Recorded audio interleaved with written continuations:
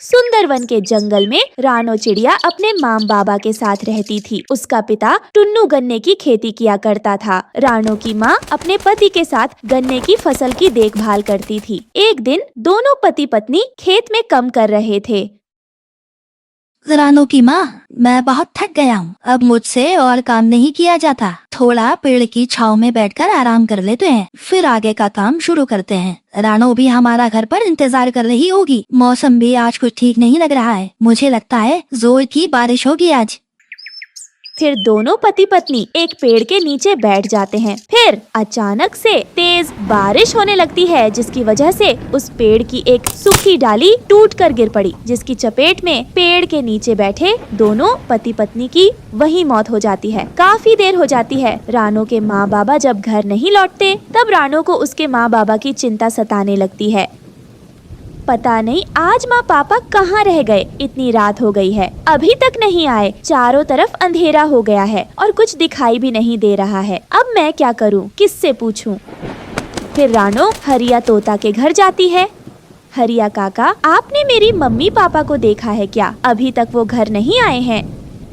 नहीं बेटिया, मैंने उन्हें नहीं देखा। आज तो मैं अपने खेत पर गया ही नहीं था। रात बहुत हो गई है, तुम घर जाओ। कल सुबह उन्हें देखने जाऊंगा, जब तुम मेरे साथ चलना। वैसे भी बारिश हो रही है, हो सकता है कि वो किसी पक्षी के घर आसरा लेकर आज रात के लिए रुक गए हो। तुम परेशान मत हो। अगले दिन रानो हरिया तोता के साथ अपने माँ पापा को ढूंढने जंगल में जाती है। तभी अचानक से हरिया तोता चीखता है, रानो ये देख, तेरे माँ पापा तो पेड़ की डाली के नीचे दबकर मर गए हैं। लगता है कल तेज बारिश की वजह से ये सब हुआ है। ये तो बहुत बुरा हुआ बेटिया तेरे साथ। तू अकेली हो गई, पर तू यहाँ अकेली कैसे रहेगी? हरिया काका, मैं क्या करूँगी, कहाँ जाऊँगी, मैं किसके साथ रहूँगी? मैं तो अब अनाथ हो गई। बिटिया, मैं तेरे चाचा कालू सेठ को फोन करता हूँ, तू उसके साथ चली जा। यहाँ तेरा अकेले रहना ठीक नहीं रहेगा। तू जानती तो है रानो, यहाँ शिकारी पक्षी अपने शिकार के लिए रोज आते हैं। इसलिए मेरी बात मान और अपने चाचा कालू सेठ के यहाँ चली जा।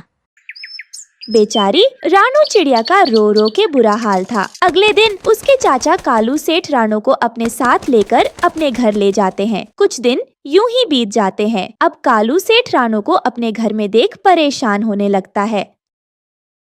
अरे यार, बैठे बिठाए इस मुसीबत को अपने गले में बांध दिया। मना भी नहीं कर पाया। पक्षियों के दबाव की वजह से इसे यहाँ लाना पड़ गया, वरना मेरा बस चले तो इसे जंगल में छोड़ाऊं। इस महंगाई में अपना गुजारा करना कितना मुश्किल है, और ऊपर से इस मनहूस को लेकर आ गया। लेकिन अब मुझे समझ में नहीं आ रहा कि मैं क्या करूं। मैंने बहुत बड़ी गलती कर दी, और तो और कुछ ही दिनों में ये बड़ी हो जाएगी, तो इसकी शादी का खर्चा भी मुझे ही उठाना पड़ेगा। मैं ऐसा करता हूँ, इसे जहर देकर मार डालता हूँ। हाँ, ये बिल्कुल सही रहेगा। किसी को कुछ पता भी नहीं चलेगा और मुसीबत भी टल जाएगी।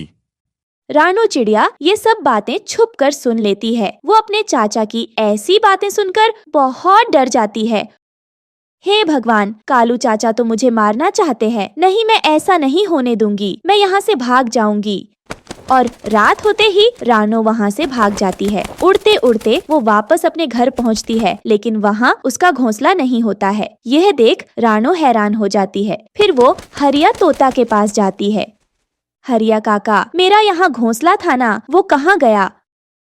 क्या बताऊं रानो बिटिया, तुम्हारे जाने के कुछ ही दिनों बाद एक पक्षी ने तुम्हारे घोंसले पर कब्जा कर लिया। मैंने उसे बहुत रोकने की कोशिश की, लेकिन उसने मेरी एक ना सुनी। लेकिन बेटा, तुम अचानक यहाँ कैसे आ गई? तुम तो अपने चाचा कालू सेठ के घर थी ना?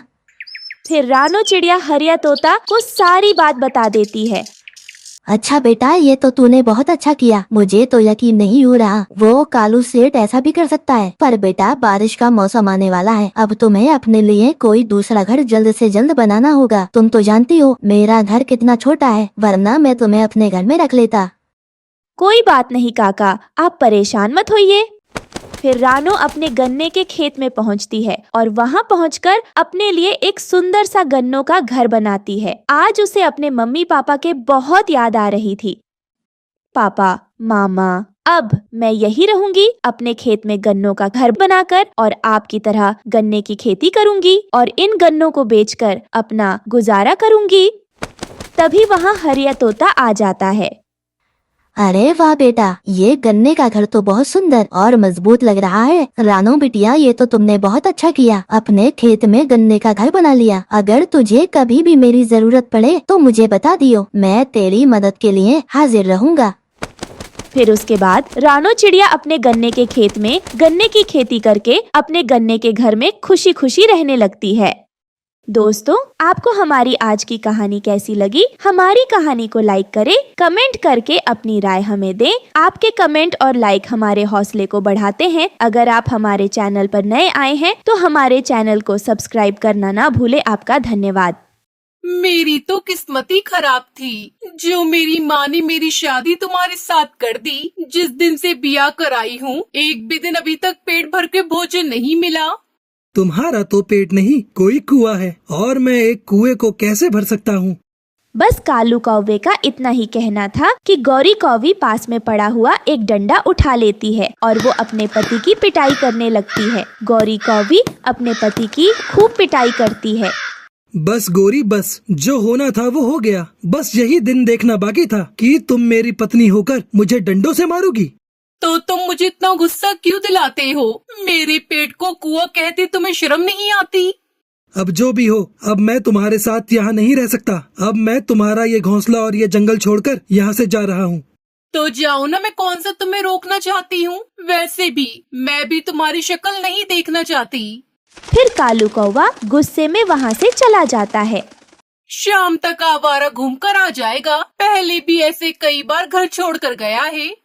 कालू कौवा उड़ते उड़ते दूसरे जंगल में पहुंच जाता है और आज वो सच में बहुत परेशान था। वो एक पेड़ पर बैठ जाता है। वो ऐसे बैठा ही था कि तभी उसे चक्कर आ जाते हैं और वो नीचे गिर जाता है। उसके सर में चोट लग जाती है और वो बेहोश हो जाता है। रानो चिड़िया, जो कि उसी जंगल में रहती थी, वो अपनी दोस्त टुनटुनी के साथ उड़ते उड़ते वहाँ आ जाती है। अरे, इसे क्या हुआ? ये तो कोई कौवा है और इसके तो गहरी चोट आई है। रानू बहन, हमें तो इस कौवे की मदद करनी चाहिए, नहीं तो ये मर जाएगा। और ये कौवा तो मुझे दूसरे जंगल का लगता है।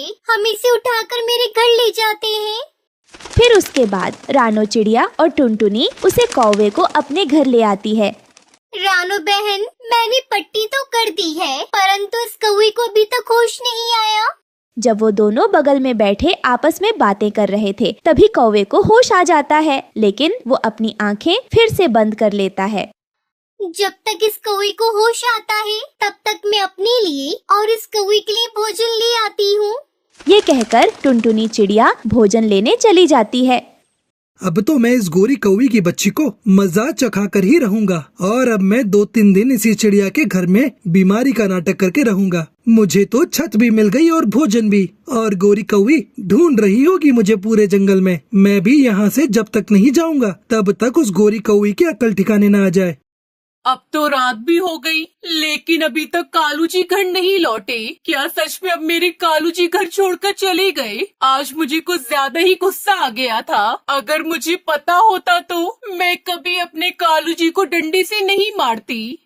फिर ऐसे रात गुजर जाती है और कालू भी सोकर उठ जाता है। तब चिड़िया कालू से पूछती है, कौवे भैया, आप कल से बेहोश थे, आप कहाँ से आए कौवे भैया, और अब वहाँ पर कैसे गिरे थे? मैं नाटक करता हूँ। कौन कौवा? यहाँ कौन कौवा है? मैं तो तोता हूँ। लाल मिर्च लेने जा रहा था कि तभी मैं वहाँ गिर गया, और फिर मुझे नहीं पता कि मुझे यहाँ कौन लेकर आया था। ये आप क्या कह रहे हैं कौवे भैया? आप तोते नहीं, आप तो कौवे हो। फिर ऐसे ही रानो चिड़िया भी वहाँ आ जाती है। रानू बहन, ये कौवा होश में तो आ गया है, लेकिन मुझे तो ऐसा लगता है कि ये अपनी याददाश्त खो बैठा है। आप दोनों बार बार मुझे कौवा क्यों कह रहे हो? प्लीज मुझे कौवा मत कहिए। मैं तो एक तोता हूँ और मुझे तो कौवे बहुत बुरे लगते हैं। नहीं दोस्त, आप एक तोते नहीं हो, आप तो एक कौवे हो, क्योंकि आपका रंग भी काला है और तोते का रंग तो हरा होता है। और आपकी चोंच भी तो देखो कितनी गंदी है, क्योंकि कौवे की चोंच हमेशा गंदी रहती है। चलो टुनटुनी बहन, हम भोजन ले आते हैं। जैसे जैसे इस कौवे का जख्म ठीक होगा, इसे सब याद आ जाएगा। फिर वो दोनों चिड़िया भोजन लेने चली जाती है।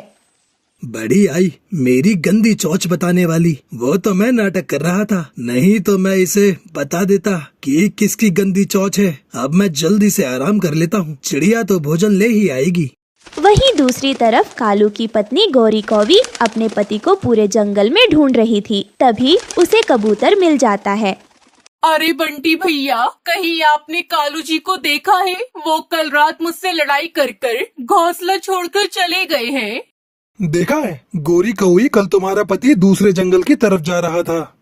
भैया आप मेरे साथ चले, हम दोनों मिलकर कालू कौवी को ढूंढ कर लाते हैं। फिर बंटी कबूतर भी गौरी कौवी के साथ चला जाता है। वहीं टुनटुनी भोजन लेकर घर आती है। ये लो कालू भैया, आप भोजन खा लो। मैं ऐसे भोजन नहीं खाऊंगा, पहले आप मुझे तोता कहो। अच्छा ठीक है तोते भैया, आप भोजन खा लो। फिर वो भोजन खा लेता है। अब ये चिड़िया सच में पागल बन गई है और ये यही समझ रही है कि सच में मेरी याददाश्त चली गई है। कौवे भैया, नहीं तोते भैया, आपकी शादी हुई है क्या? हाँ, और मेरी पत्नी 2 साल पहले मर गई थी। अच्छा ही हुआ कि वो मर गई, मुझसे बहुत लड़ाई करती थी और अब मैं कोई अच्छी सी तोती देखकर अपनी दूसरी शादी कर लूँगा। अच्छा चलो, अब आप आराम कर लो। गौरी कौवी और बंटी कबूतर भी उड़ते उड़ते उसी जंगल में आ जाते हैं। उन्हें वहाँ रानो चिड़िया बैठी हुई दिखाई देती है। चिड़िया बहन, मेरे पति कल घोंसला छोड़कर भाग आए हैं। क्या आपने इस जंगल में किसी कौवे को देखा है? हाँ, देखा है, और वो कौवा टुनटुनी चिड़िया के घर में है। उस कौवे को मैं और चिड़िया उठाकर लाए थे। वो हमें जमीन पर पड़ा हुआ मिला था और उसके काफी चोट भी लगी हुई थी। और वो कौवा तो बेचारा अपनी याददाश्त भी खो बैठा है। गौरी देखो, ये सब कुछ तुम्हारी वजह से हुआ है। ना तुम उस कौवे को डंडे से मारती और ना ही वो घर छोड़कर जाता और ना ही उसकी याददाश्त जाती। बंटी भैया, मुझे अपने पति जी का सब पता है। अगर ये सब कुछ उस डंडे की वजह से हुआ है तो अब उनकी याददाश्त वापस भी वो डंडा ही लेकर आएगा। फिर गौरी कौवी कबूतर और रानो चिड़िया के साथ टुनटुनी चिड़िया के घर की तरफ आते हैं और कालू कौवा आराम से सोया हुआ था। चिड़िया बहन, आपका बहुत बहुत धन्यवाद जो आपने मेरे पति को बचा लिया। ये कहते हुए गौरी कौवी अपने पति कालू को आवाज देती है। कालू, अरे ओ मेरे कालू। गौरी कौवी की आवाज सुनकर कालू कौवा तो जल्दी से बिजली की तरह उठकर बैठ जाता है। कालू जी, मैं आपसे वादा करती हूँ कि मैं आज के बाद आपको फिर कभी नहीं मारूंगी। आप मेरे साथ घर चलो। परंतु कालू कौवा तो बिल्कुल चुप बैठा था और वो सोच रहा था कि अब वो अपनी याददाश्त वाला नाटक अपनी पत्नी के सामने करे या फिर ना करे। गौरी बहन, आपके पति के सर पर चोट लगने की वजह से अपनी याददाश्त खो बैठे हैं और अब ये खुद को तोता समझ बैठे हैं। अच्छा तो कालू, अब आप तोते बन गए हो। चिड़िया बहन, आप चिंता ना करें, हम अपने कालू की याददाश्त अभी ठीक कर देते हैं। कालू जी, आपकी याददाश्त अभी तक ठीक हुई या फिर नहीं? आपने मुझे पहचाना या फिर नहीं? मुझे क्या पता कि तुम कौन हो। बताती हूँ कालू जी, मैं कौन हूँ। चिड़िया बहन, कि आपके पास यहाँ कोई डंडा है? बस गौरी कौवी का ऐसा कहना ही था कि कालू की याददाश्त तुरंत वापस आ जाती है। नाना गौरी, अब मुझे डंडे से मत मारना, ठीक हो गई है मेरी याददाश्त। ये सब देखकर चिड़िया और कबूतर की तो हंसी ही नहीं रुक रही थी। चिड़िया बहन, मुझे माफ कर देना। गौरी तो यहाँ भी आ गई। मैं इससे लड़कर घर छोड़कर भाग आया था, इसलिए आपके पास 2-4 दिन रहने के लिए मुझे अपनी याददाश्त खो जाने का नाटक करना पड़ा। कालू जी, अब सीधे से चलते हो या फिर उठाओ डंडा?